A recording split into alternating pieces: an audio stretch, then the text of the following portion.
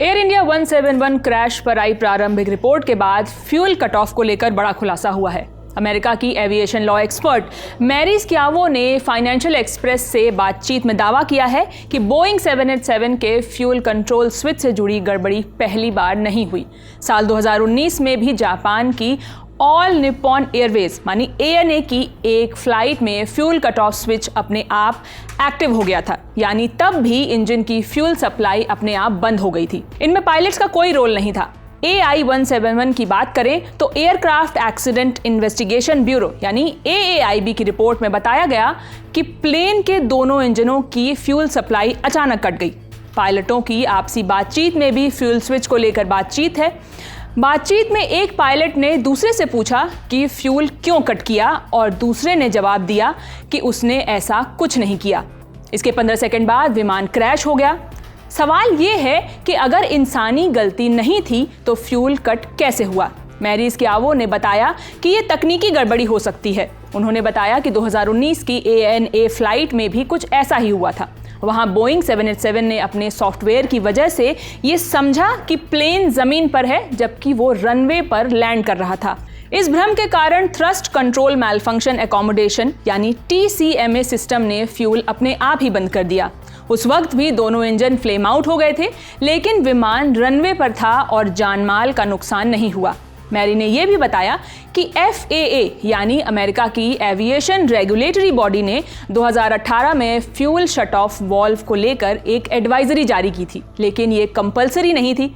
Report कहती है कि AI-171 में 2019 और 2023 में TCM यानी थ्रॉटल कंट्रोल मॉड्यूल बदला गया था, लेकिन फ्यूल स्विच का लॉकिंग मैकेनिज्म कभी जांचा ही नहीं गया।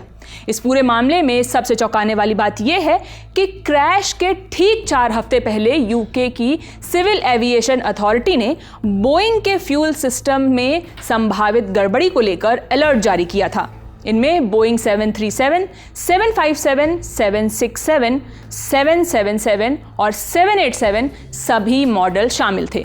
इसके बावजूद AI-171 की फ्लाइट में दोनों इंजनों की फ्यूल सप्लाई अचानक बंद हो गई और 242 लोगों से भरा विमान हॉस्टल की इमारत से टकरा गया। मैरी स्क्यावो का कहना है कि अब तक इस क्रैश के लिए किसी को जिम्मेदार नहीं ठहराया गया है। AAIB की रिपोर्ट ने बोइंग को क्लीन चिट जैसी कोई बात नहीं कही, लेकिन अगर ऐसा हुआ तो ये एविएशन इन्वेस्टिगेशन के नियमों के मुताबिक नहीं होगा। उनका कहना है कि जब तक सॉफ्टवेयर की जांच नहीं होती तब तक भविष्य की उड़ानों में ये खतरा बना रहेगा। उनकी सलाह है कि पूरी CVR रिकॉर्डिंग को सार्वजनिक किया जाए ताकि पारदर्शिता बनी रहे और अटकलें बंद हों।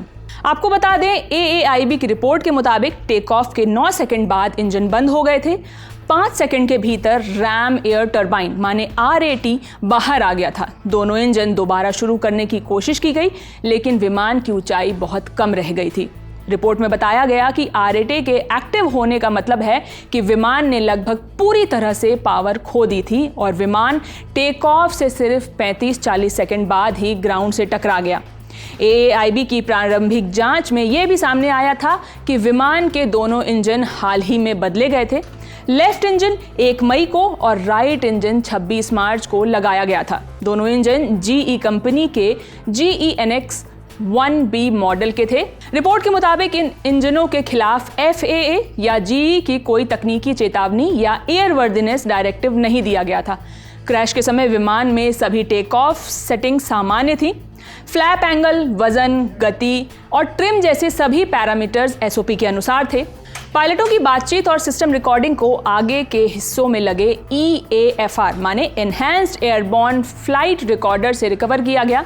इस रिकॉर्डर से 49 घंटे का डेटा मिला, जिसमें घटना वाली उड़ान AI-171 भी शामिल थी। फिलहाल प्रारंभिक रिपोर्ट में भी हादसे की वजहें साफ नहीं हो पाई हैं। ऐसे में अब इंतजार फाइनल रिपोर्ट का है, क्योंकि बात सिर्फ इतनी नहीं है कि प्लेन का इंजन स्विच ऑफ हुआ, इंजन बंद हुआ और प्लेन क्रैश हो गया। सवाल ये है कि ऐसा कैसे हुआ और इस क्रैश के पीछे क्या वजहें थी। जवाबों की तलाश अब और तेज होनी चाहिए। फिलहाल इस खबर में इतना ही। आपके लिए ये सारी जानकारी लेकर आए थे हमारे साथी दीपेंद्र गांधी। मैं हूं शिवानी। बाकी खबरों के लिए देखते रहिए दिल ललन टॉप। बहुत बहुत शुक्रिया।